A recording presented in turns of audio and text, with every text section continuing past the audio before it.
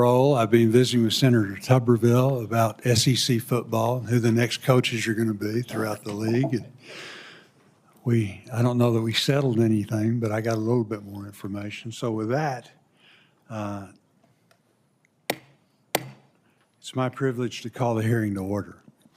I thank my colleagues for joining us today. We will consider the nomination of Mr. Michael Selig to be Chairman and Commissioner of the Commodities Futures Trading Commission. Mr. Selig, congratulations on your nomination, and thank you very much for your willingness to serve and your family. These are always family affairs. So again, we appreciate you very much. As this committee knows well, the CFTC is unique in that it's the only federal financial regulator that oversees the agriculture and energy risk management markets, the resiliency of which are critical to our commodity supply chains. Well-regulated, liquid, and resilient derivatives markets help our producers manage risk ranging from interest rate uncertainty, commodity pricing volatility, and natural disasters. In times when uncontrollable risk can wipe away years of hard labor, futures markets are an essential risk management tool in the toolbox. The CFTC has historically taken a pragmatic, principles-based approach to regulation and is engaged in constructive dialogue with regulated entities and market participants. This approach, combined with diligent policing of the cash and derivatives commodity markets, has resulted in trust in the CFTC and the deepest, most liquid derivatives market in the world. The CFTC's regulatory regime is time-tested and has helped the derivatives market serve as a gold standard in terms of withstanding external shocks, and the CFT staff have developed deep expertise of the derivatives market. The CFTC has seen the markets it regulates evolve over time. Emerging markets such as crypto, derivatives, and event contracts have grown in size, and Congress, including this committee, is actively working on granting CFTC authority to regulate the spot digital commodity markets. Turning attention to the nuances that come with emerging markets while ensuring focus on agricultural risk management markets is essential. And it's my expectation that CFTC leadership will strike this balance. I want to repeat that I've said multiple times before this committee, the CFTC is the right agency to regulate spot digital commodity trading. The CFTC and only the CFTC should regulate the trading of digital commodities. This is because only the CFTC understands the unique characteristics of commodities and commodity-based contracts. While the CFTC has the right regulatory approach, expertise, and skill to set to handle this new responsibility, it's up to Congress to grant the agency this new authority to regulate spot digital commodity trading. Failure by Congress to do so will leave U.S. consumers vulnerable to bad actors and will keep the U.S. behind the rest of the world. Though a regulatory framework for spot digital commodities is yet to be authorized by Congress, the markets and underlying technology are fast at work. Absent a comprehensive U.S. regulatory framework, bad actors will continue to go unchecked, and legitimate entities will be disincentivized from participating in U.S. markets. All the while, U.S. consumer participation will continue to grow, as will the risk faced by consumers.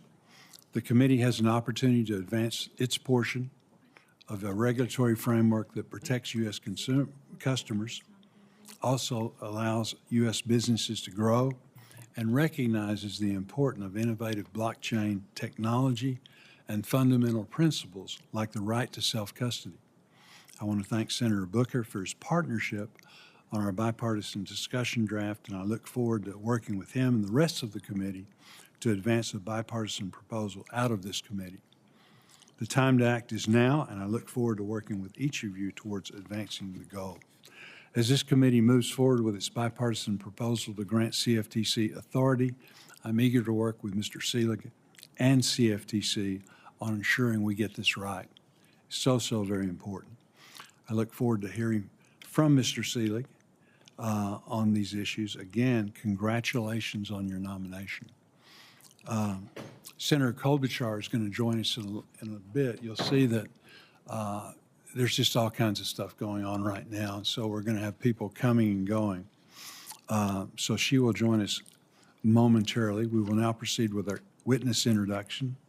Following the introduction, the ranking member will be around and we will recognize her at that time. I now recognize Chairman Christopher Giancarlo, who will introduce our nominee, Mr. Michael Selig. Thank you, Chairman Boozman, members of the committee. It's an honor to be before you. Once again, if I may say, I've had this honor several times in the past, both as a nominee for commissioner and as chairman, and I'm joined here today by a number of other distinguished former commissioners and chairs who have also had the honor of appearing before this committee. As they know and I know, this committee often meets in a much smaller room that really features I think one of the most distinctive features of any of the architecture of the Senate buildings, and that is a simple table. This committee, as you know, meet around a table in the same way that American families, American farmers, American producers meet around their often kitchen table to discuss issues of importance to them. And I think it's one of the hallmarks of this committee that you do the same. I'm here today to introduce Michael Selig. He served for me when I was at the CFTC as a law clerk, and I got to know him then back in 2015 as someone of just really remarkable clarity, certainty, even-handedness. He was a fine colleague right from the beginning and someone who immediately dove into our work. Over the next 10 years, he became an outstanding lawyer in the area of the Commodities Exchange Act, so much so that in 2022, when I had joined the law firm of Wilkie Farr & Gallagher, I invited Mike to join me there. He came on and quickly established himself and became a partner in the firm. No easy task in a large Manhattan law firm to do, and he did it with the same effortlessness and the same clarity of vision that he had when he served for me as a law clerk. I was delighted earlier this year when he stepped down from the firm, not that he stepped down, but then he went to the SEC and joined the crypto task force and now serves as an advisor to Chairman Paul Atkins. The Mike Selig that you'll be hearing from today is someone who I think you will find treats people with a fairness and an even-handedness that is very welcome in a government official. He's someone that is hardworking, that is dedicated to coming up with the right outcomes by first hearing every point of view and getting to a balanced result. He's someone who has a great deal of respect for American financial markets, especially the markets overseen by the CFTC. He recognizes that one of the underpinnings of our strong American economy is these robust and strong markets, but also markets that are very well regulated. And he has a great deal of respect for the role of regulation.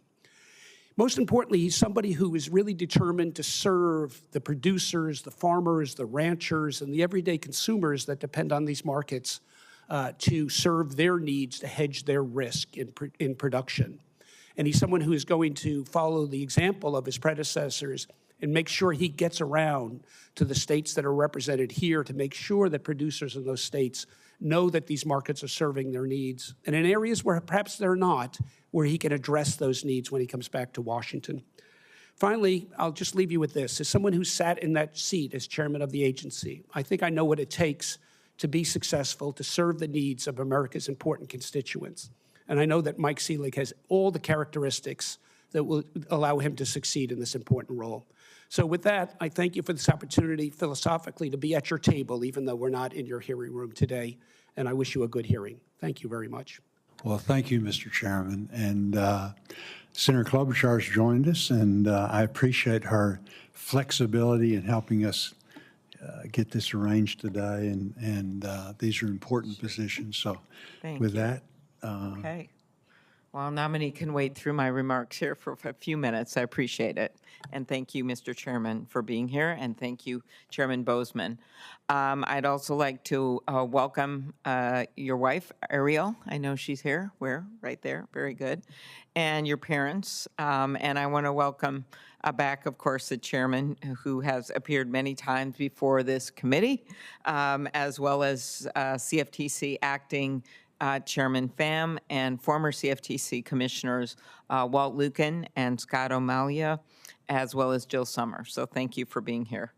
The role of the Commodity Future Trading Commission, as we talked about yesterday, could not be more critical, as on-again, off-again tariffs, rising input costs, and market fluctuations have created a lot of chaos for farmers and businesses.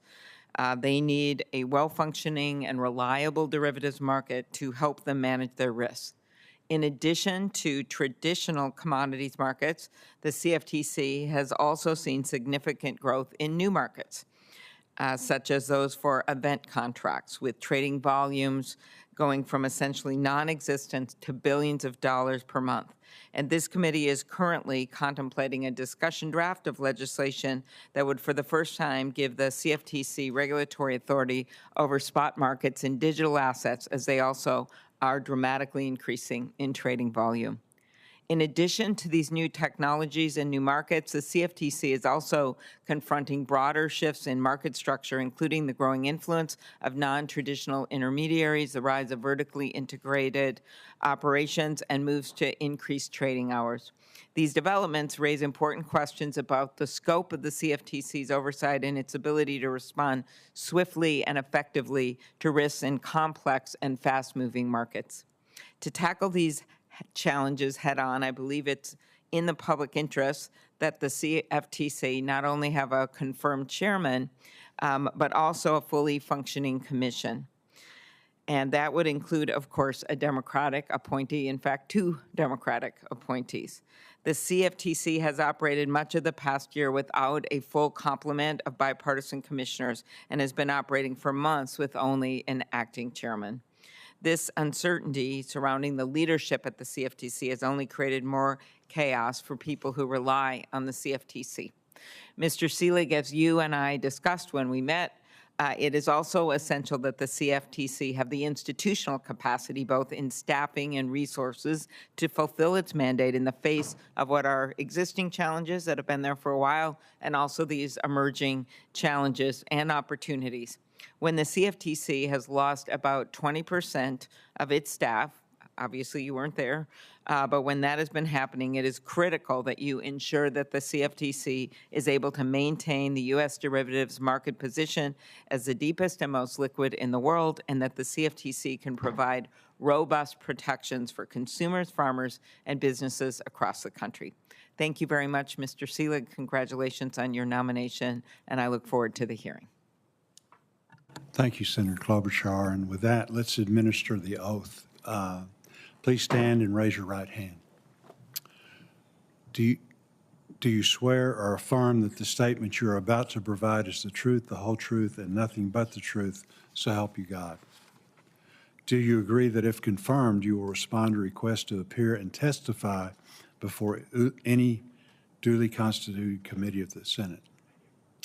Very good. And with that, you're recognized for your statement.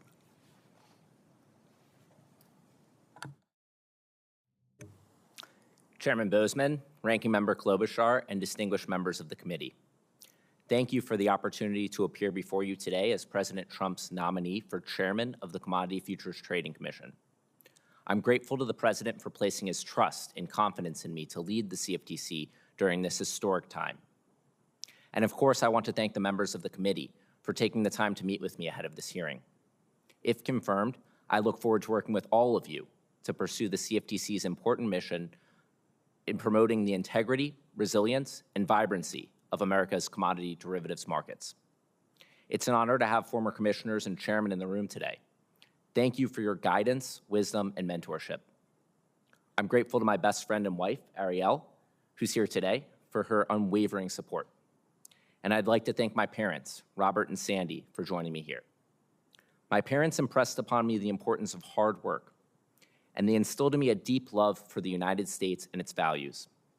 They inspired me with stories of my family's earlier generations, who migrated here in the 1800s, fought for the Union in the Civil War, served in both World Wars and the Korean War, and pursued the American dream. My father was a district attorney and president of his local school board. He ingrained in me the immense value of public service. Early in my career, I served as a law clerk for CFTC Commissioner Chris Giancarlo, who just spoke. He emphasized to me the importance of derivatives markets to all Americans. Our nation's farmers, ranchers, energy producers, and commercial businesses rely on futures and swaps for price discovery and risk management. Robust markets for derivatives that enable hedgers to lock in prices help ensure that the cost of groceries, transportation, electronics, and all kinds of goods and services don't fluctuate wildly for American consumers each day. If confirmed, I'd welcome the vital responsibility to oversee the stability and security of these markets and protect consumers from fraud and manipulation. During my years in private practice, I advised a wide range of market participants subject to regulation by the CFTC, from commercial end users, such as agriculture, livestock, and energy businesses, to financial institutions like futures commission merchants, swap dealers, and exchanges, to new entrants, including digital asset firms. I've seen firsthand how regulators, unaware of the real-world impact of their actions and zeal for regulation by enforcement, can drive businesses offshore and smother entrepreneurs in red tape. I recall helping an agricultural firm that was forced to divert significant time and resources from its business to defend itself in an extensive investigation for harmless errors in its swap data reporting. Everyday Americans pay the price for these regulatory failures. If confirmed, I'm committed to instituting common sense, principles-based regulations that facilitate well-functioning markets and keep pace with the rapid speed of innovation. I've long believed in the mission of public service. This year, I was honored to serve as Chief Counsel of the Securities and Exchange Commission's Crypto Task Force and Senior Advisor to Chairman Paul Atkins. In this role, I've worked diligently to modernize the SEC's regulations to reflect new and evolving technologies. I've participated in the President's Working Group on digital asset markets and advised on a broad swath of derivatives policy matters, including coordination with the CFTC. Now, we're at a unique moment in the history of our financial markets. A wide range of new technologies, products, and platforms are emerging. Vertical integration is becoming more prevalent, and we're seeing unprecedented retail participation in the commodity markets. The digital asset economy alone has grown from a mere curiosity to a nearly $4 trillion market. It's the American spirit to conquer new frontiers. All Americans stand to benefit from a government that embraces technology, productivity, and entrepreneurship. Together, we can seize this generational opportunity to modernize and future-proof our approach to financial regulation and ensure that the great innovations of tomorrow are made in America. If confirmed, I commit to you that the CFTC will have a steady hand at the wheel. And if confirmed, I pledge to work tirelessly with this committee to facilitate well-functioning markets, promote competition and innovation, and ensure that the CFTC remains a world-class regulator in this golden age of American financial markets. Thank you for your time today, and I look forward to your questions. Thank you, Mr. Selig. Before I ask my questions, I'd like to put letters of support from agriculture and other stakeholders for Mr. Selig's nomination into the record. Without objection, so ordered.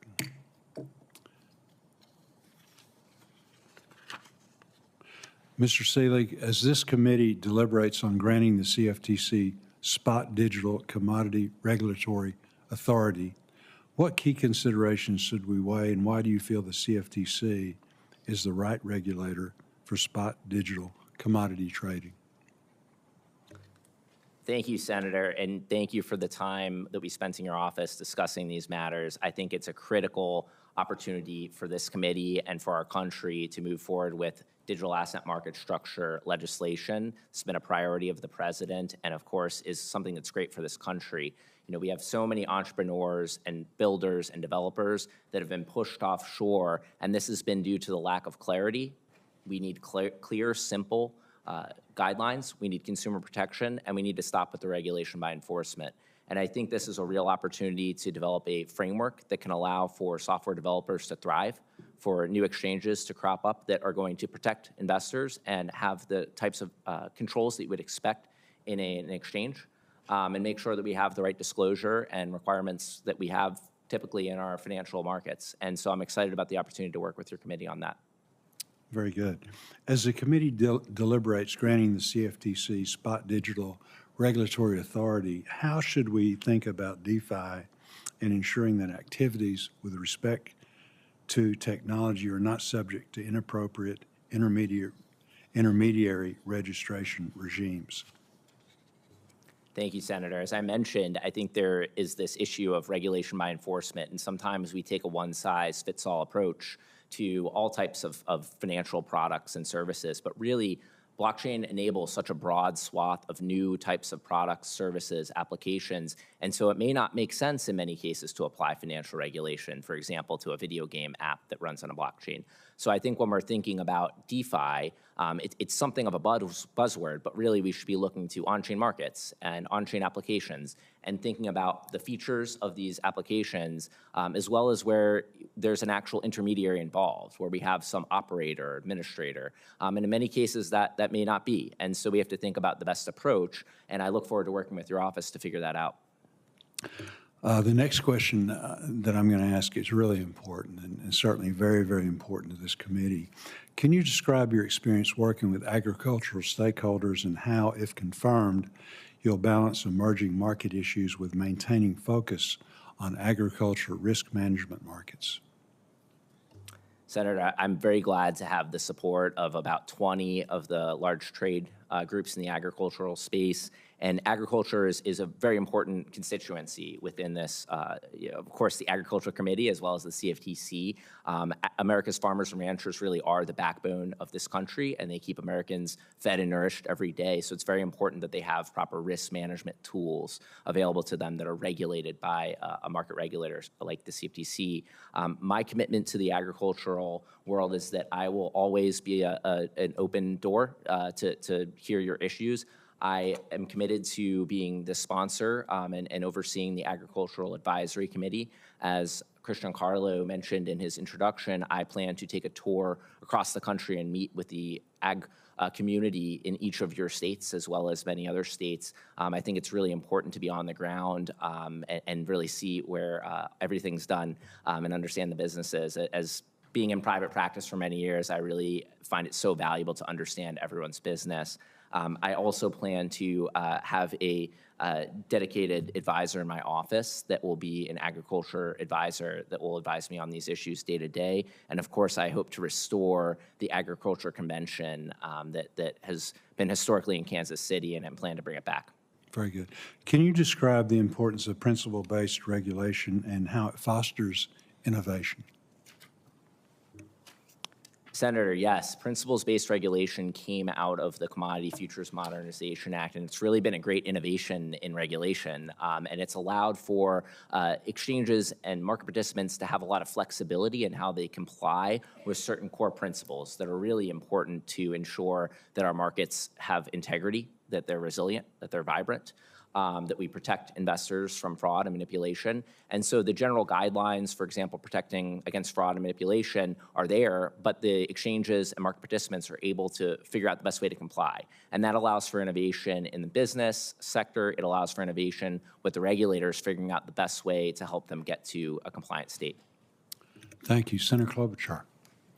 Thank you very much, Mr. Chairman. I'll start with what's on the minds of a lot of our agriculture producers, farmers, because as I discussed in my opening, the CFTC is dealing with markets and financial instruments that are getting increasingly complex, but the core mission is to ensure that the markets farmers and ranchers use to manage their risks are safe, reliable, and function as intended.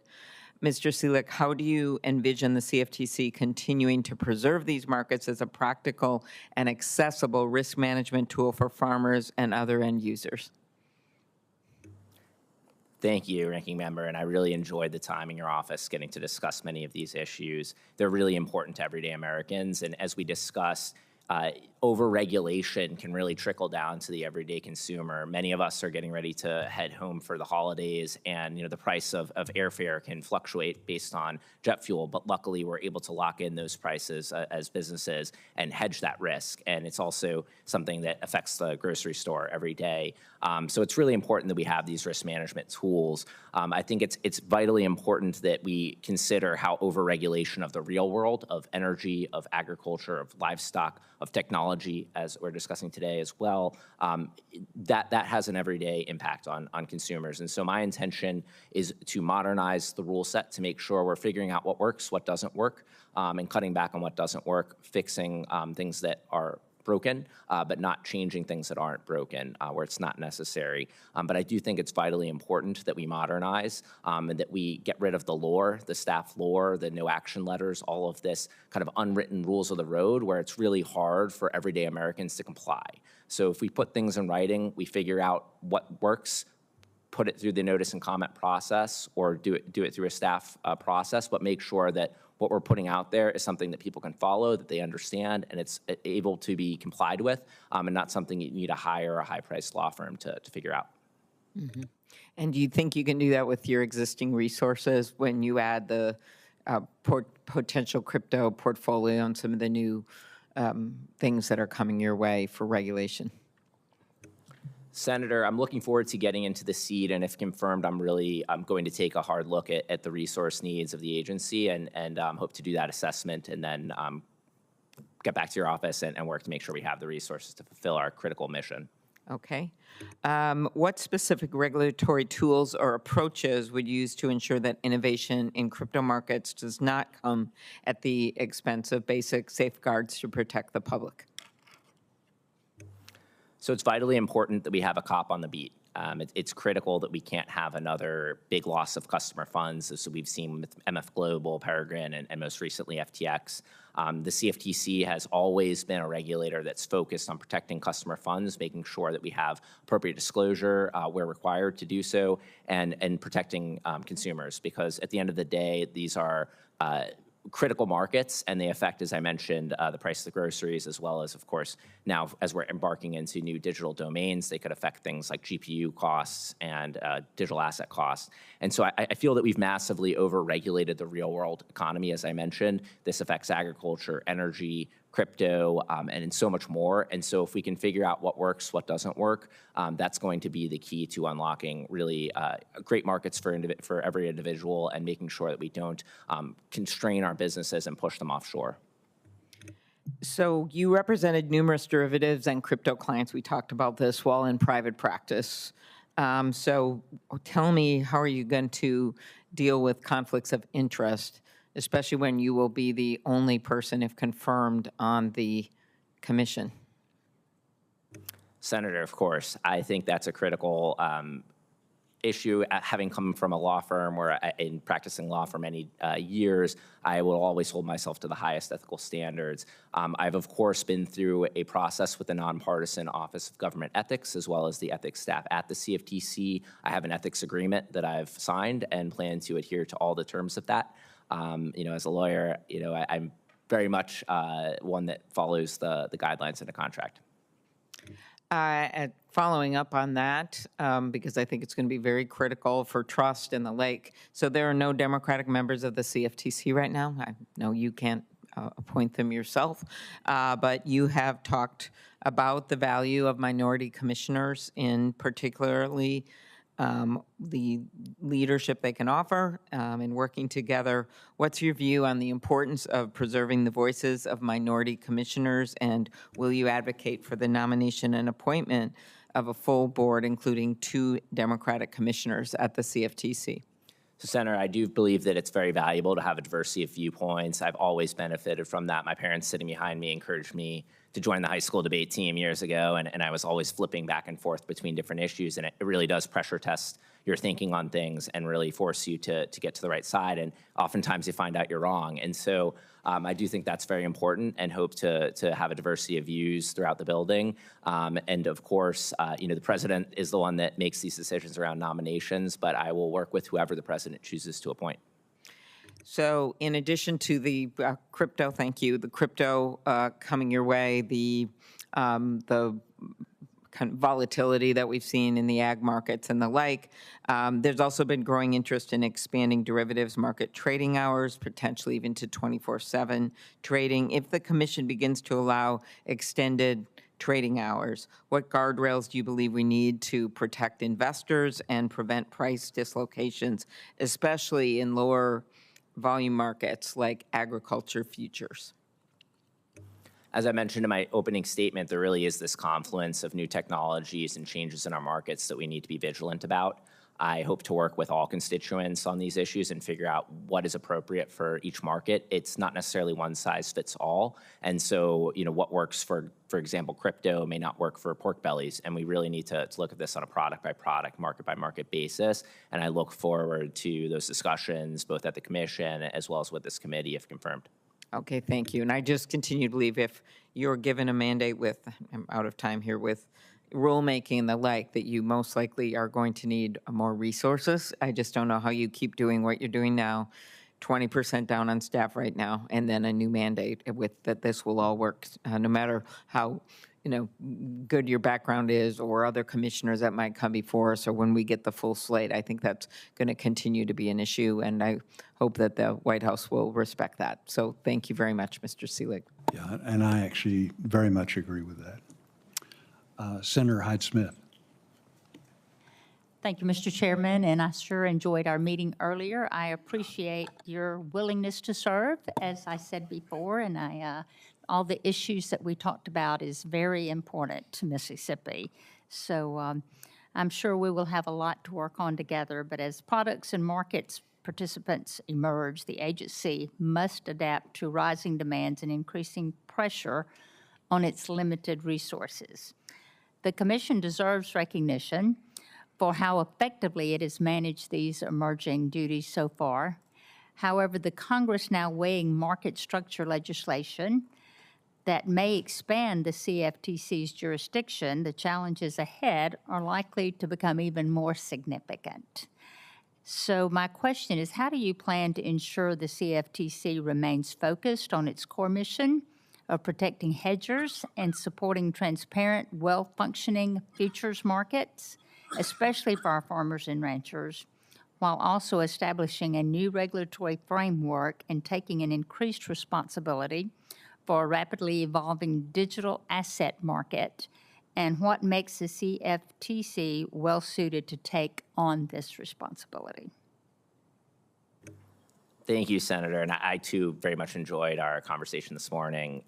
If the CFTC is not doing its job at making sure that our markets are working for our agricultural firms, our farmers, our ranchers, our digital economy now as well, it's simply not working. And so we need to make sure that these are well-functioning markets, and it's my responsibility, if confirmed as chairman, to get that job done. I believe that we need to be vigilant in our surveillance efforts, in our examination efforts of market participants, and make sure that we're policing fraud and manipulation in these markets. And it's the CFTC's critical responsibility for overseeing that these markets are well-functioning and efficient. And I take that very seriously and intend to do that job. As I mentioned in my opening statement, I think some of there's just massive over-regulation of participants, and as we discussed this morning, particularly the FCM community, where many of America's farmers and ranchers are reliant on these entities to access the derivatives markets. And if it's too expensive, if we're over-regulating them and they don't have access, they're not going to be able to hedge their risks. And that's very concerning. That can result in a lot of volatility in the markets, and that can affect everyday consumers. And so I'm committed to making sure that these markets are well functioning and that appropriate risk management tools are available to our nation's farmers, ranchers, and everybody else. Thank you, Mr. Chairman. I have no further questions. Senator Smith. Thank you, Mr. Chair, and welcome to the committee, Mr. Selig. Welcome to your family as well. I want to just start by associating myself with the questions that Senator Hyde-Smith and Senator Klobuchar asked about the big potential change in the mission of the CFTC with regard to digital commodities and what that would mean for the CFTC if it were to take on that additional challenge. And you have described kind of you described it at a high level, but could I just press you a bit more on this? What do you think it would take? What would be the first 2 or 3 things that you would do? How would you approach this with a little bit more detail as the CFTC takes on this, significant new focus potentially, depending on what happens in Congress? Thank you for that question, Senator. And I think it's vitally important, as I mentioned, that we have certainty, clarity, and consumer protection in these markets. They're being used by everyday Americans, and having real guardrails around what these markets look like is critical. And I really do applaud the efforts of this committee, as well as others within the Congress, for putting together comprehensive bipartisan market structure legislation. And I think that's the first step. Once we get market structure legislation in place, I think it's vitally important that we implement with haste, because these markets are going to keep developing, and we have to keep in pace with the rapid speed of innovation. There are a lot of things that we can do with our existing authority, and I would very much take on the mission of making sure that our investors are protected in these markets. The CFTC has authority to police fraud and manipulation in the crypto spot markets. It has authority to regulate the futures markets, and also when there's leverage and financing involved in these transactions. So I think, and I'm going to move on to my next question, but I think actually what I'm asking is more of a management question. I understand that you can describe sort of what the mission or what the organization is supposed to be doing, but the question of how you manage this kind of a transition is, I think, what I'm trying to get at, and perhaps the other members of the committee are trying to get at. But I'd like to move to another question. In 2018, the Supreme Court gave states the power to decide whether to legalize sports betting or not. And in my home state of Minnesota, we have not done that. We've not legalized sports betting. But of course, Minnesotans can bet on sports online anytime they want to through the so-called prediction market platforms. And as I'm sure you also know, through the Indian Gaming Regulatory Act, tribes have the authority to regulate gaming within their reservations, including sports betting. So this is my question. It seems to me that there's a bit of a conflict here, because we've got these prediction market platforms which are offering sports wagers on tribal land with no tribal oversight. And now sports betting firms will argue that state and tribal laws don't apply because they're offering these event contracts, but seems to me that this could be a semantics difference without an actual practical difference. Certainly people in Minnesota don't know whether they're doing a sports wager or an event contract wager. So here's my question. Putting aside this distinction between a sports event contract and a sports wager, current CFTC regulations clearly prohibit event contracts related to gaming from being offered. So if confirmed, can you commit to enforcing that prohibition? Tell us a bit about how you see this issue. Thank you, Senator. As someone who spent many years practicing law at law firms, as well as studying the law in law school, these are complex issues as to interpretation of what it means to constitute gaming. And of course, I have the utmost respect for our judges that are working on these issues in the court system, and I intend to always adhere to the law and follow what judicial decisions tell me to follow. I also believe that these types of issues are ones that we can work through together. Some of them are congressional issues as to whether we change statutes in certain areas. But of course, I was not at the CFTC at the time that this portion of the Dodd-Frank Act was drafted. It was not working in this committee or on the Hill at the time. And so these are just very challenging interpretive questions that I will look to the courts on. Well, it seems to me that the CFTC's prohibition on gaming is pretty unambiguous, and also Congress has made this clear that when it gave the CFTC authority to prohibit certain gaming contracts, that it intended to prevent the gambling through these futures contracts. So seems to me that this is a semantics difference, and we should be able to count on the CFTC to enforce the law. Thank you very much, Mr. Chair. Thank you, Senator Tuberville. Thank you, Mr. Chairman. Mr. Selig, congratulations on your nomination. A common complaint that I hear from participants in the markets is that CFTC has been failing to do the basic blocking and tackling of its core responsibilities. obtaining a license from the CFTC has become significantly more costly and time-consuming. How do you plan to restore the CFTC's reputation along these lines? Thank you, Senator, and I really enjoyed our time in your office yesterday talking through these and other issues. You raise a very important issue at the CFTC. You know, spending many years in private practice working with clients that want their applications processed, that want to get answers on their very important questions. It's vitally important that the CFTC give the attention that these market participants deserve to the market participants. As I mentioned in my opening statement, the staff regulation by enforcement and the rule by unwritten law through interpretive guidance that's not provided in any sort of written form, what we call lore in many respects, and through no action letters, really is unacceptable. And so we need the staff to work together with our applicants, with our registrants to get their businesses going. If confirmed, my job is to get the agency running like a business, to really make sure that applications come in, they're processed efficiently and quickly so people can go on with their business. And that's going to be a key priority of mine. I also intend to evaluate the processes in place currently within the commission to ensure that they're efficient. If there are steps that are unnecessary, we'll take them out. If there are things we need to be doing, we'll add them into the process. But I want to make sure that people aren't waiting 6 months for a phone call from the staff. Thank you. Will you commit to working to resolve outstanding issues restricting cross-border trade flows in the over-the-counter markets? Senator, thank you. That's another important issue before the commission. I think it's critical that we have substituted compliance in place where it makes sense. We need to deregulate with our allies, make sure that they're also allowing for our market participants to enter their markets. We should do the same. So I do think it's vitally important to remove these blockages to over-the-counter derivatives markets.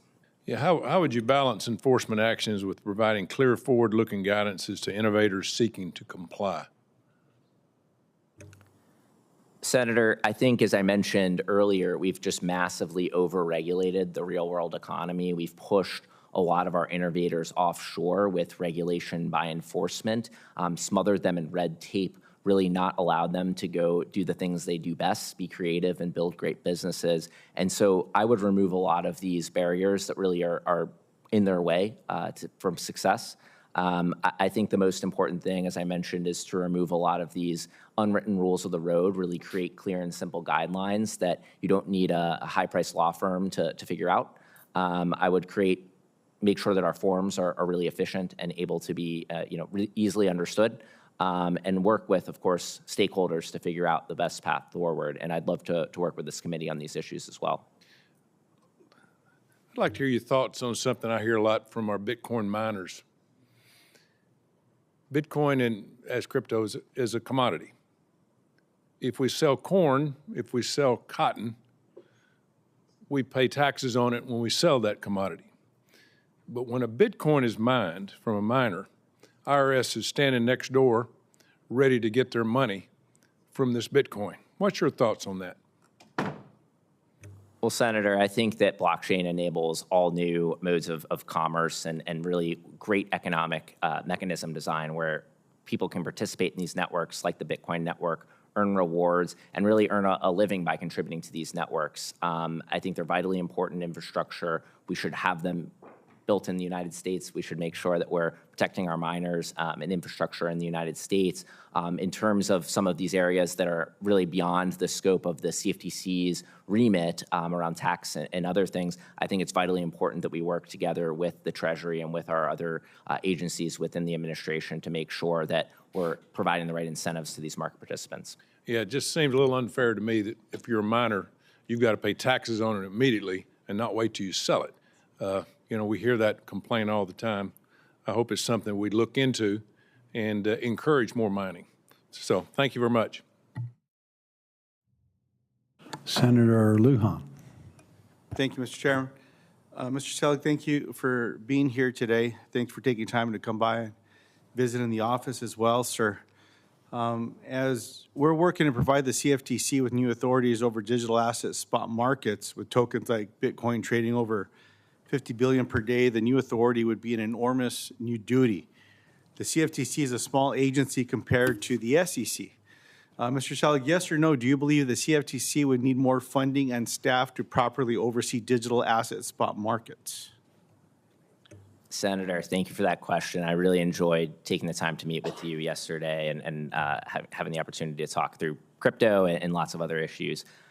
I think that once I'm in the seat, I will be able to take a much better look, if confirmed, of course, at the resource needs of the agency. And so I'm very eager to get into the seat and be able to make that determination. Would it surprise you that there's maybe one or two people over there that have any expertise in this space? Senator, I believe that they're really great career staff at the agency, and I'm very much looking forward to working with them. I believe that many of the agency staff are very well equipped, really understand our commodity markets, some of the best staff in the government, and so I'm really excited to work with them. All right. I don't know why it's hard to say we need more staff and we need strong staff and we need the investment. This is a whole new space that we're building in the United States of America. I think you'd find bipartisan support. Everyone here working on the market structure bill and all the rest. I think people want to hear that we want to make an investment as the United States of America in this space. I'm just real surprised that it's so hard to get that. I'm guessing President Trump wants to see a robust CFTC in this space.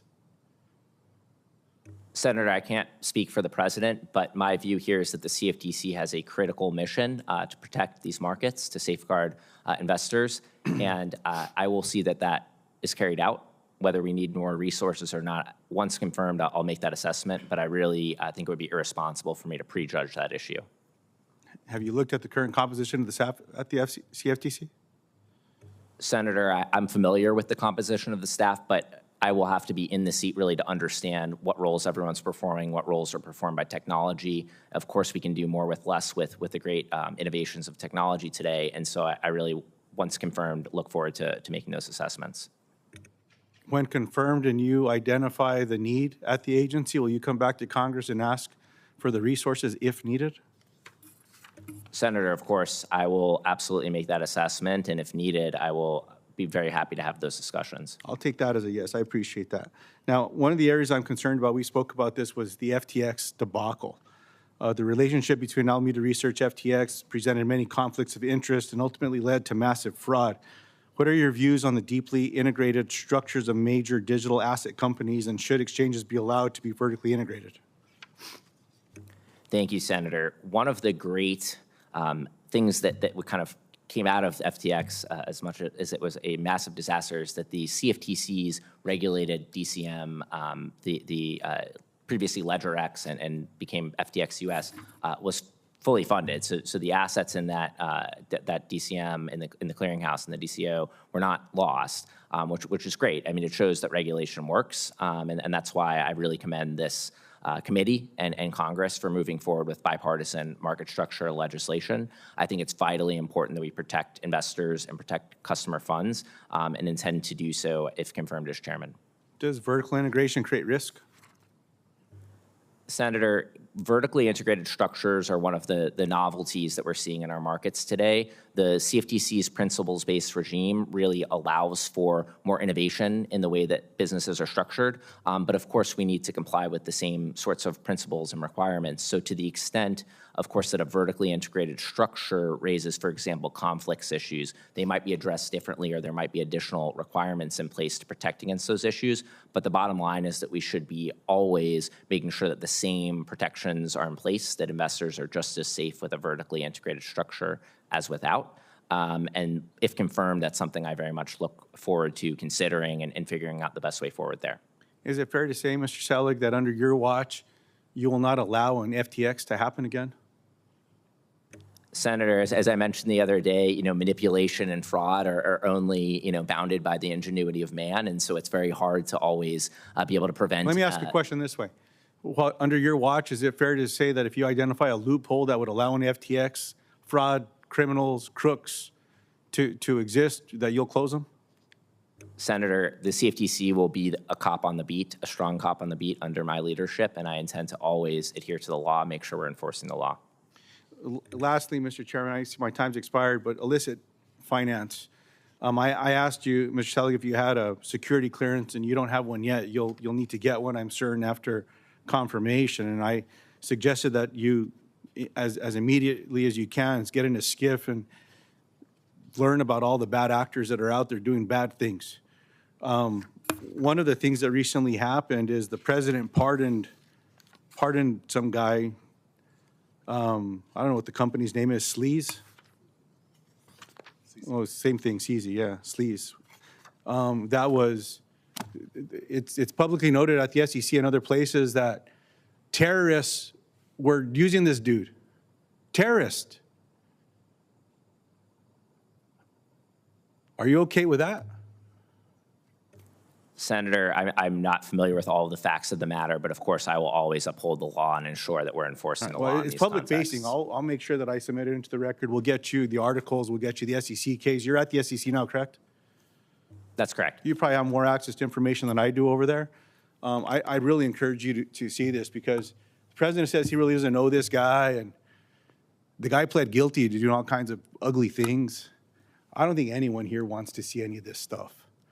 And I certainly hope that you keep your character when you're in this position, as I shared with you in the office, and that you're not asked to compromise yourself. You're a person of character, Michael, and that's your reputation. I just certainly hope you do everything you can to maintain that and that you do good in this space. You're knowledgeable. You're probably one of the most knowledgeable people going into this space in a regulatory role.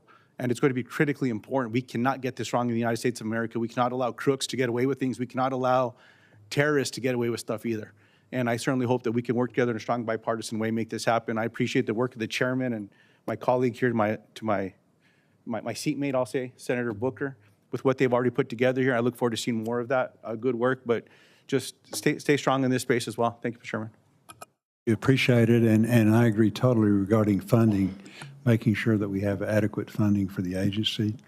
And then two, I think your other questions concerning FTX, all of these other things, that's why we need to work hard to get a good market structure bill that is good for the industry and allows it to grow, keeps it here, but also, most importantly, protects the consumer. So, and then two, I suggested the same thing regarding security clearance. So it's good. Senator Hoven. Thank you, Mr. Chair. And Mr. Selig, thanks for our visit prior to the meeting. Appreciate it. Chance to visit with you. Before we talk about the digital asset issue for a minute, very important that our farmers and ranchers be able to utilize the futures market to hedge the crops they grow and the livestock they raise. Very important. That's your traditional role. And I want to hear from you how you're going to make sure that we're making that system work as well as possible in an open, clear, transparent way for our farmers and ranchers out there that need to be able to rely on it. Thank you, Senator, and I very much enjoyed the opportunity to meet with you this morning to discuss this and other issues. As I mentioned earlier, it's vitally important that we protect our farmers and ranchers, ensure that they have the tools they need to manage their risk, make sure that these markets are fair, orderly, and efficient, make sure that there's not fraud and manipulation that interferes with the prices of commodities in these markets. It's vitally important that we understand that many of these markets have been massively overregulated throughout the chain. We've seen FCMs, introducing brokers, and other intermediaries highly regulated such that the costs are being passed down to farmers, ranchers. We're seeing less FCMs, less introducing brokers able to take on these clients. And some of the ones with the large volume able to do it, they're not banks, and some of the risk management functions at the farmers and ranchers' businesses, they're not willing to work with these firms. And so I think it's vitally important that we take a very hard look at where we're regulating and making sure that it's absolutely essential. I'm in favor of the minimum effective dose of regulation, no more, no less. We should not have more reporting than's necessary. We should not have more prescriptive requirements than needed. And I do believe that if we get the right regulation in place, these businesses will thrive. We'll see more risk management. We'll see more farms, ranchers, and everyday individuals and commercial end users using these tools, these risk management tools, to manage their business risks. And that's going to be better for all Americans. Right, and for the large, sophisticated users and that kind of thing, they always manage to figure out, how to comply with all the different rules, requirements, all that kind of thing. But are you focused on making sure that for that family farmer or family rancher, that they're able to access the futures market in a way that they understand, that's transparent, and that works for them? Senator, absolutely. I think that's vitally important. They need to have clear and simple rules of the road that they understand, and they need to have access to the tools that they need to manage the risk. In the digital asset space, have you looked at both the House legislation and the proposed Senate legislation? And does it provide you, in your opinion, does that provide the statutory and regulatory or the ability to build the regulatory framework in a way that will make sure that, again, there's transparency and that people understand what's going on with these digital markets, and that, as Senator Lujan said just a minute ago, that, you know, people are adequately protected? Senator, thank you. One of the areas that we discussed earlier today is really the breadth of what's happening in these digital asset markets. There's a wide range of new types of blockchain networks, applications, and assets. And so the legislation, I think this is a great effort to bring clarity, certainty, and consumer protection to these wide-ranging novel markets. I believe that the legislation, you know, the efforts in this committee as well as the Clarity Act, the efforts in the House are just absolutely critical. They provide the scaffolding and the infrastructure that we need to make sure that we have a registration regime, that we have requirements around consumer protection, and also provide a lot of authority to the CFTC and its sister agency, the SEC, to flexibly regulate. There's going to be a lot of work to be done in implementing these statutes, so I really am excited for you all to get the legislation done, and I think these are both great efforts.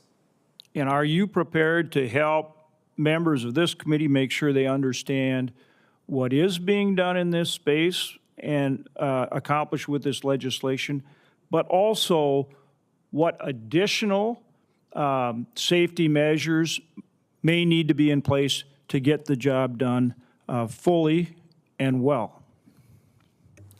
Senator, yes, I think one of the benefits of having spent many years in private practice working with digital asset firms and then working as chief counsel at the crypto task force at the SEC has been that I've seen and met with many of these crypto businesses, understand both the good and the bad, and what we need to do to make sure that we're protecting our investors. Thank you. Booker. Thanks, Mr. Chairman. I just want to put into the record that the witness appears to be so young that I don't think he can drink alcohol should he get confirmed. I'm a guy in a job at 50 that you're still considered young in the Senate, but this guy is... I know you're saying what I was thinking. Put me to shame, yes, yes. You're trying to say you're only 50? I won't out this... you're mean, sir, you're mean. Let his cruelty be noted for the record. A lot of the staffers, sir, were whispering back here, wondering. I meant you look a lot younger. You do that, sir. You do that.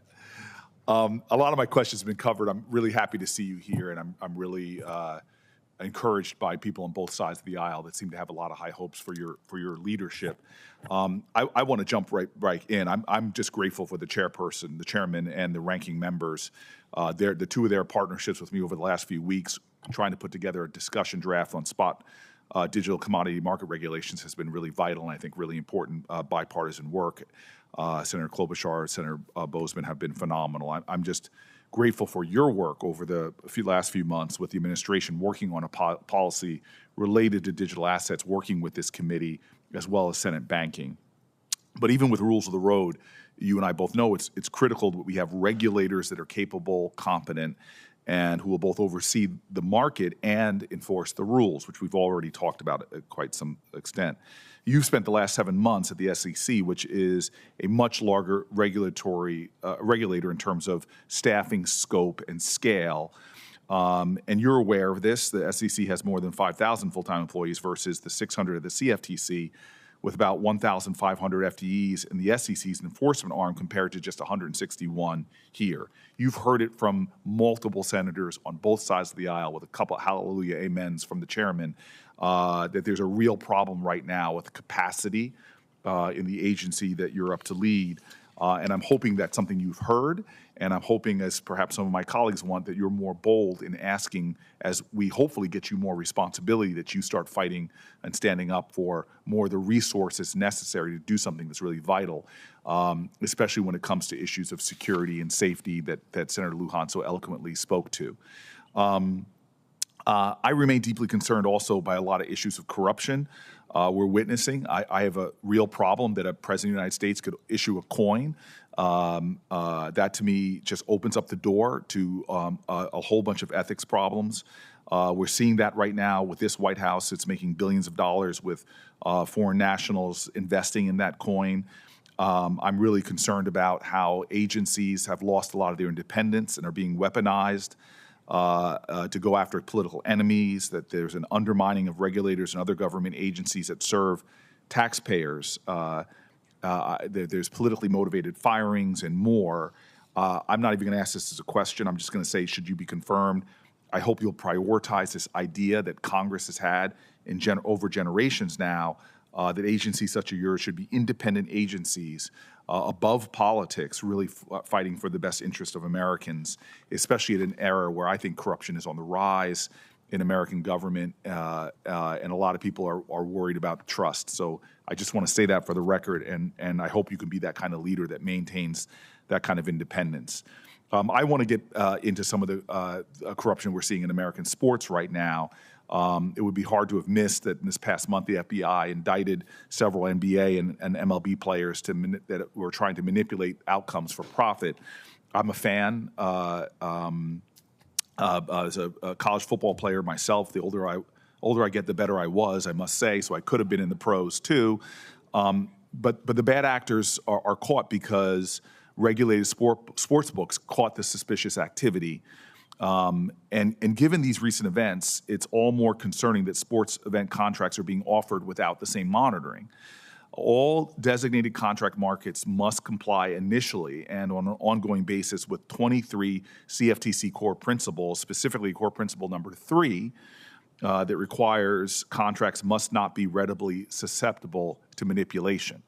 And so you're going to be right there, should you be confirmed. And I want to make sure that you have strong integrity in your monitoring systems in place to ensure athletes, coaches, league employees, and referees, or any close family or friends or such individuals are not manipulating America's pastime, America's greatest sport, I'd say football, and more. And that's something I wanted you to hear from me since we didn't have a chance to meet privately. The last thing I want to go over is the greatest state in America. Is clearly you agree with me. You can just nod your head. Is New Jersey. It's historic. Our great Garden State is the East Coast home of gaming in the U.S. industry. Employs approximately 51,800 people, garnering close to $2 billion in revenue. America should be thanking New Jersey more for all of our great contributions to this public, but one of them is we were really did the work to legalize sports betting across the United States. We were the ones fighting in court across this last decade to get that legalization. But New Jersey also fought for years to bring sports betting into the legal fold, then to be sued by those platforms and waste taxpayer dollars fighting for the right to police this activity is frustrating for our state officials and the 34 attorneys generals. And so, again, it's very important to me, and I'll end with this, that these sports contracts have enforcement mechanisms, with over half of the country's chief law enforcement officers saying these contracts break state laws that we're seeing. I'm just frustrated that the CFTC hasn't acted, and I'll let that be my real question to you after my statements. Senator, thank you. And I do look forward to getting the opportunity to meet. I know we were unable to connect yesterday. And New Jersey, of course, is a great state. My wife sitting behind me is from You married from the up, state. obviously, if you married a Jersey girl, That's sir. right. As are actually my parents actually are from the area as well. I think it's vitally important that the CFTC look to the courts on a lot of these issues. They're, of course, being litigated across the country, really. To the extent that any of these event contracts constitute gaming, of course, that's a question for the courts. But if they're trading in our markets, if the products are self-certified and the CFTC is allowing them to trade in the markets, of course, it's vital that the CFTC ensure that those contracts are not being manipulated, that they're not readily susceptible to manipulation. It's a core principle. And of course, if confirmed, that would be something that I would enforce. Well, judges might hand down a decision in agreement with Jersey and 34 state attorney generals, and I'm hoping that you will then follow those courts, order companies listing event contracts related to sports events to stop operating in states in which the judges find them to be contravening state gambling law. So I'm hoping we can have a chance that you and I can discuss it. This, as you can see, is a committee that's just a lot of bipartisan agreement, and this is a space I hope you and I can have a dialogue on it. It's such an important industry to my state. Thank you very much, sir. Thank you. Senator Slock. Thank you, Chairman. Thank you for our meeting yesterday. Over here, I'm at the bottom of the dais. Thank you for our meeting yesterday. I appreciated your time, and the issues I asked you about in my office are going to be the same issues I asked you here. You have a background representing and working with the crypto industry, $1 trillion industry. And my issue is just oversight and making sure that I can turn back to Michiganders and say, if you're going to make the decision to invest in crypto, you are safe. You're not going to be scammed. You're not going to be defrauded out of that money. The CFTC, since the 1930s, was set up as a 5-commissioner body. 2 Democrats, 2 Republicans, and then whoever is in power gets the chairmanship. We're all working on a market structure bill. I voted on a version of that bill in the House, but that's when we had 5 commissioners who created this push and pull, this greater sense of oversight. And if confirmed, you'll be the only one on this body. So can you help me understand? I know you said yesterday and today you want to hear from different views. That's good. Debate team, heard the whole thing. Do you support 2 Democrats, 2 Republicans being with you on this commission?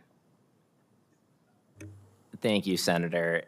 As you know, and as I mentioned yesterday, of course, I do very much appreciate having different viewpoints, hearing from everyone at the table, of course.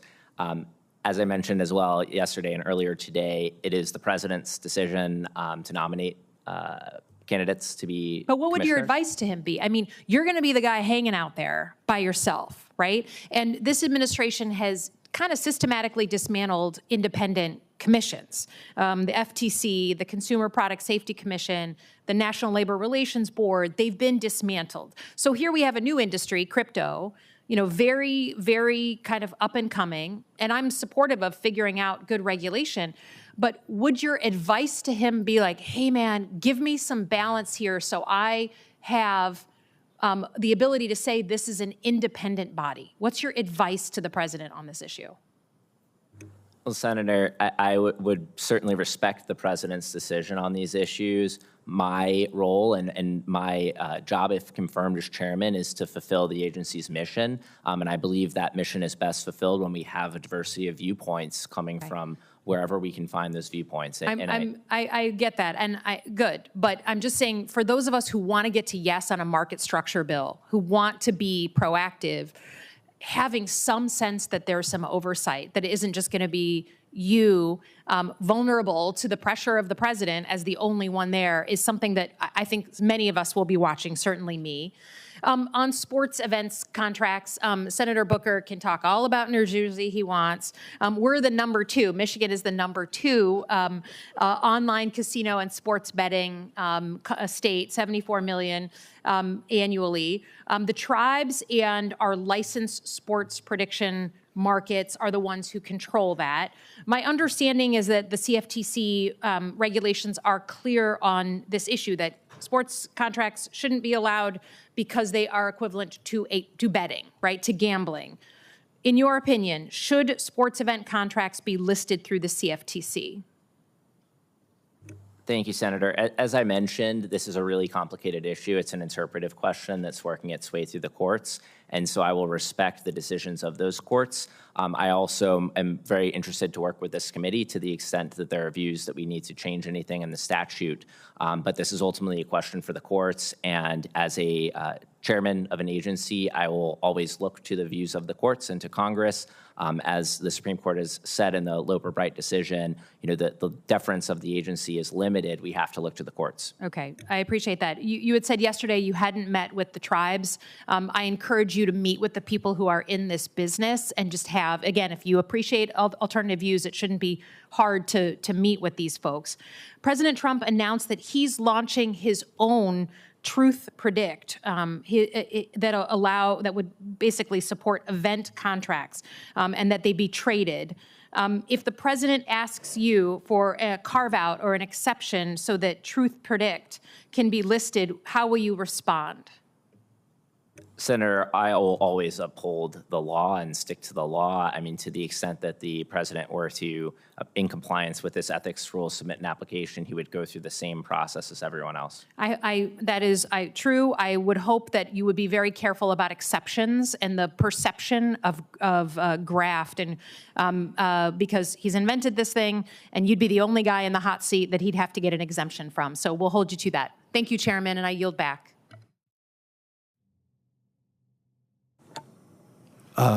Senator Schiff. Thank you, Mr. Chairman.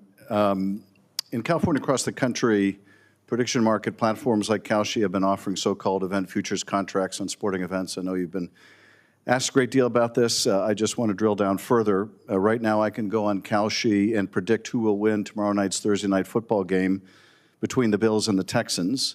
If I spend $1 predicting who the next coach will be of the New York Giants, I can make $6. Sounds a lot like gambling to me. These prediction markets are trying, I think, to have it both ways, simultaneously marketing themselves as financial products and marketing themselves as sports betting. But there's no economic utility to these contracts. There's no price discovery being facilitated. They're offering gaming products with no regulation, and I think that's in violation of state law and tribal sovereignty. The Commodity Exchange Act prohibits any event contracts from being listed, traded, or cleared if, first, the contract involves one of 5 enumerated activities, one of them being gaming, and second, the contract is deemed contrary to the public interest. The regulations implementing the CEA deem all 5 of these enumerated activities as contrary to the public interest. That is terrorism, assassination, war, gaming, or unlawful activity under federal and state law. But we've seen a proliferation of sports betting contracts, sports event contracts being offered this year, even though the vast majority of states say that offering these contracts violates state and tribal laws. Meanwhile, the CFTC has failed to issue any guidance on whether sport event contracts violate existing regulations. I understand that you will defer to the courts. I would hope that you would defer to the courts and abide by court decisions. But what is your view on whether these are gaming in violation, or these are some kind of different contractual obligation that has some kind of economic merit, intrinsic economic merit? Thank you, Senator. And as you know, as a good lawyer, the answer is always it depends, and that's why these are questions for the courts. They're really complicated issues of interpretation. Well, let me make a simple one. Let's talk about the Bills game tomorrow night. So I go on my phone on one of these platforms and I place a bet on who wins the game. Gaming? Sports gaming? Senator, it would be irresponsible for me to prejudge that issue. I will look to the courts. Let me ask it this way. If I were to go into a casino and make a bet, or a facility that legally offers sports gaming and bet on the Bills game, should it matter whether I'm doing it in a licensed facility? Is it a different animal if I do it on my phone through an app? Does it change the nature of a gaming bet? What technology I use to make it happen? Senator, I again would look to the courts on these questions of facts and interpretation of the law. It's a complex issue. I will follow what the courts say, and to the extent there need to be changes because the law was drafted in a way it's hard to comprehend, I'm here to help with that effort. Well, I mean, let me just ask, maybe even break it down more simply, if you and I bet on who wins the Bills game tomorrow, would you consider that gambling? Senator, on this issue, I would look to the courts. So I would look to what the courts say about that issue, and I think it's still working its way through. So once we have an outcome that we can rely on and that we can interpret within the agency, I would look to that. If betting on who wins or loses a football game is not gaming, is not sports gaming, what do you think sports gaming is? Can you give me an example that, okay, this is clearly gambling, sports gambling. There may be some gray areas, there may be some complex questions, as you say, but okay, this is certainly sports betting. What would you say? Many lengthy legal opinions have been written on one word in a statute, and I would really want the benefit of understanding what the judges think about the issue.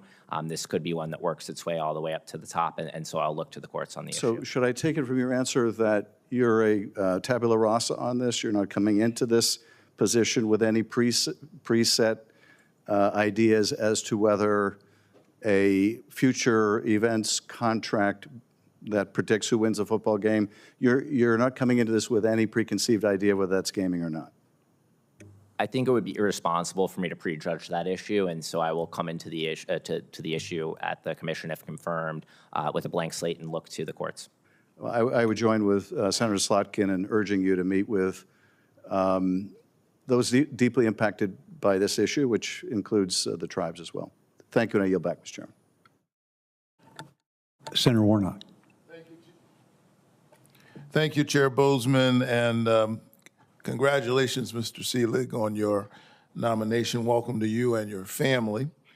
I have to say that I think you enter this nomination process under a great deal of pressure. Congress has created a 5-person bipartisan commission to run the agency. Of those 5 seats, there's currently just one Republican commissioner left, who by default is the acting chair running the agency. You're the president's second nominee, following opposition from some of the president's richest friends to the previous nominee. I want to follow up a little bit on my colleague, Senator Slotkin's question and ask you, yes or no, do you believe having an incomplete CFTC, including 0 minority commissioners, hampers the effectiveness of the CFTC? Thank you, Senator. As I mentioned earlier, I do believe that it's important to have a diversity of viewpoints. The CFTC has a vital mission that I intend to confirm. Is that a yes? Senator, the CFTC is able to function with a single chairman, as it has been with an acting chairman. But I do believe, as I mentioned, that it's very important to have a diversity of viewpoints. So you think that this is a good situation that we have a CFTC with one chairman, even as we negotiate crypto market structure legislation, which could grant the CFTC new authorities to oversee a $4 trillion market? Senator, I believe that it's important that the CFTC carry out its mission. The way that it's designed, of course, is that it can function with one chairman if necessary so that it can carry out its mission. And I would take that job very seriously if confirmed. So here's why this is so important. We are currently negotiating this legislation, and many of us who are engaged in these negotiations have called for a provision that commissioners from both parties be appointed for the CFTC to implement any crypto legislation through new rules or regulations. And when I speak to leaders in the crypto industry, they tell me that it's critical to them that crypto laws and regulations have bipartisan support. This is what we're hearing from the industry. So do you agree that having bipartisan support behind new cryptocurrency regulations would help ensure stability and durability of these policies beyond this administration and be better for both the industry and the investors long term, so that you're not suffering from whiplash depending on whether it's a Democratic administration or a Republican administration? Is that a fair assessment? Senator, as I mentioned earlier, I really commend the efforts of this committee to develop bipartisan crypto market structure legislation. I think both voices in the room are critical to getting this right. And if confirmed as chairman, and assuming this legislation were to pass and be signed by the president, the notice and comment rulemaking process is a great way to get a diversity of viewpoints through comments. We're not getting any minority input from the agency on how it would implement such a complex piece of legislation, and that's making this whole process harder and harder. I'm going to turn to another subject matter. Basic consumer and investor protections are the pillars of a sound financial system. Regulatory clarity is needed for consumers who trade in digital commodities. And last week, Chair Boozman and Senator Booker released a bipartisan discussion draft to regulate digital assets. This discussion draft is an important starting point, but key sections remain under negotiation, including what new consumer protections are necessary to protect consumers from bad actors. Investor protection is critical, and the crypto markets are heavily focused on retail investors. What new authorities does the CFTC need from Congress to ensure consumers are treated fairly, in your view? Thank you, Senator. As I mentioned earlier, the CFTC has existing authority to police fraud and manipulation in these markets, but bipartisan legislation really can take that to a further level by ensuring that we have market regulation for these markets. So things like registration, examinations of these platforms, making sure that consumer funds are safe and secure, segregation of funds, things of this nature that we have and expect in our markets today. And of course, coming from the SEC, currently working well with the SEC on the disclosure requirements to the extent that there's securities that are being offered in connection with a digital asset, making sure there's disclosure there. All these things can work really well together to making sure that we have a robust and resilient regime around crypto. One last question. The CFTC is the only financial regulator that is funded entirely by appropriations.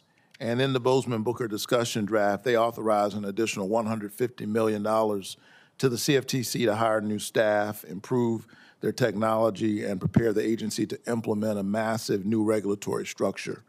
Do you support the authorization of $150 million to the CFTC to implement a crypto regime as designated by the Boozman-Booker discussion draft? Thank you, Senator. If confirmed, I really want to get in the seat and understand the needs of the agency, so it would be premature for me to take a view on the exact amount and what I support. So do you support any new funding for the CFTC? It would be premature for me to take a view on new funding. I really want to understand the needs of the agency. I think, anyone coming into a seat with, many staff, many systems in place, I need to understand the processes and who's there, and then I can make a decision on that. Well, I think it's an important question, and we've got to have adequate resources in order to protect consumers. Look forward to continued discussion on this issue. Thank you. Thank you, Senator Warnock. And in regard to that, I think the committee as a whole is with you 100% regarding having adequate funding. And so we've been talking to the administration about that, how important it is. And I'll commit to you that as we go down that path, we'll have a hearing if we need to. And, we're going to make sure that we do have adequate funding. The other thing, too, was also recognizing the importance of having Democrats and Republicans on the commission. And so, again, talking to the administration, working with Senator Klobuchar, Senator Booker, the next step is getting Senator Schumer to actually nominate somebody. And we want to go through the process where, it's not Republicans picking who you want, but you yourselves, Senator Schumer will nominate somebody. So we're also working with him to get the process. I'm heartened by your commitment to a bipartisan commission. Yeah, thank you so much. I mean, and if the roles were reversed, I would be saying the same thing. So, thank you. Thank you.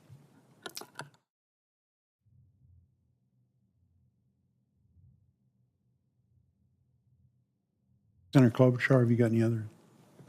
Yeah, I just want to follow up on just a few things. Should you be confirmed, Mr. Selig, will you commit to working with Congress to ensure that the whistleblower program is funded in a consistent and predictable manner?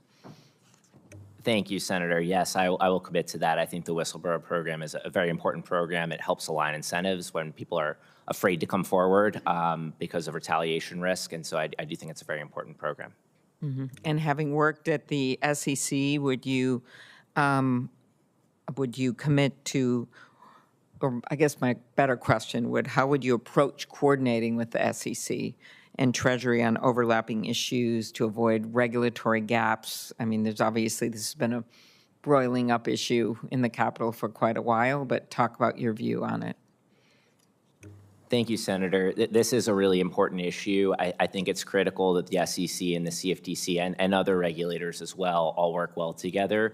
There are so many products and services and platforms that have fallen through the cracks because it's just too hard to comply when you're dealing with multiple regulators and they don't work well together. We've discussed today many of these interpretive questions. Many of that is for the courts, but sometimes the agencies have to make decisions together as to what sits where. And I'm committed to working well with my current boss, Chairman Atkins at the SEC, as well as others within the administration to make sure that we get things right for our Americans. And given that the CFTC was structured by Congress as an independent commission, does it have, in your view, an independent obligation to determine the legality and the appropriateness of its actions and the regulations that it adopts? Senator, I think that's an important question. To the extent that the CFTC has deference authority on certain issues where it's been granted that from Congress, then the CFTC will go ahead under my leadership and interpret where it's expressly told to do so. But of course, we'll always follow the law, and where it doesn't have deference authority, of course, we look to the courts. I mentioned event contracts in my opening, and I know that some of my other colleagues have asked about this, but once again, we're back to the resource issue. But do you think the CFTC has the resources to oversee this vast new market that presents different characteristics from the traditional derivative markets? Senator, as I mentioned earlier, this is a critical aspect of the jurisdiction of the agency to the extent it's added through the legislation, and the CFTC needs to take that seriously. It has an important mission of making sure that there is investor protection and that these markets are sound and safe. So I take that mission very seriously, and if confirmed, we'll take a very close look at our resources and make sure that we have everything we need to fulfill our mission. Okay, thank you very much. Thank you, Senator Klobuchar, very much. And again, thank you, Mr. Selig, for appearing before the committee. And to our committee members, thank you for your participation. As always, we appreciate the staffs on both sides working so hard to make these things happen. The record closes at 6 p.m. tonight. Today's hearing is now adjourned.